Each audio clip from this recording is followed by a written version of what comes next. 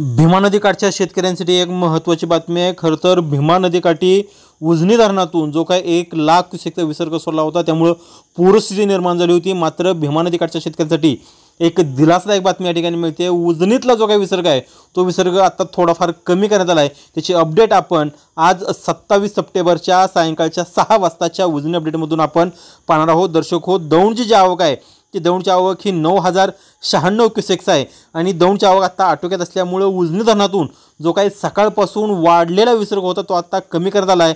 आज सकाळी 6 वाजल्यापासून उजनी धरणातून 40,000 विसर्ग सोडण्यात होता।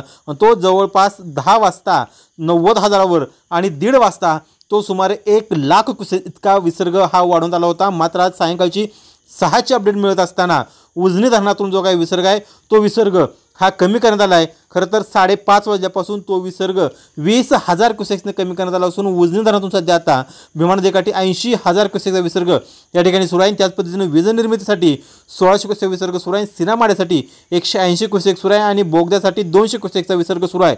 त्यामुळे आता भीमा नदीकाठी पूरस्थिती निर्माण होणार 1,00,000च्या वर विसर्ग वाढवण्यात येणार आहे का अशी शक्यता निर्माण होत असतानाच उजनी धरण प्रशासनाकडून भीमा नदीकाठच्या शेतकऱ्यांसाठी खरं तर ही दिलासादायक बातमी मिळते। त्यामुळे आता उजनीतून 20,000 विसर्ग कमी करण्यात येऊन तो आता 80,000 इतका करण्यात आला आहे। मात्र पुढचे 2 दिवस हे धोक्याचे सांगितले गेले असून धरण पाणलोट क्षेत्रामध्ये मुसळधार पावसाचा इशारा दिला आहे। त्यामुळे आता जर त्या ठिकाणी जोरदार पाऊस झाला, पर्जन्यवृष्टी मोठ्या प्रमाणात झाली, दौंडची आवक वाढली तर मात्र या विसर्गामध्ये पुन्हा वाढ होऊ शकते। तुर्तास तरी भीमा नदीकाठच्या शेतकऱ्यांसाठी 20,000चा विसर्ग कमी केल्यानं दिलासादायक बातमी या ठिकाणी मिळते आणि कुठतर भीमा नदी वाढलेली पातळी आहे ती वाढलेली पातळी थांबून कमी होण्यासाठी निश्चितपणानं मदत होणार आहे। उजनीचे एक अपडेट आहे ते अपडेट तुमच्यापर्यंत आम्ही सातत्यानं पोहोचवतोय। त्या अपडेट तुम्हाला मिळवण्यासाठी आपलं चॅनल लाईक करा, शेअर करा आणि सबस्क्राईब करा।